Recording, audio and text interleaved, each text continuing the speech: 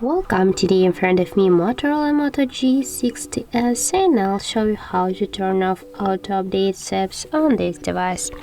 So first you should go to the Play Store application, and for sure you have to be connected to the Wi-Fi or to the another mobile data. And now just tap here on the right left upper corner, or also you can have that here on the left upper corner, the burger menu. Tap there and go to the settings.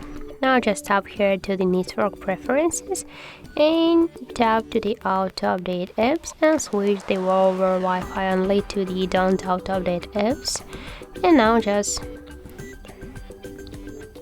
and just to confirm, tap to done, and that's it.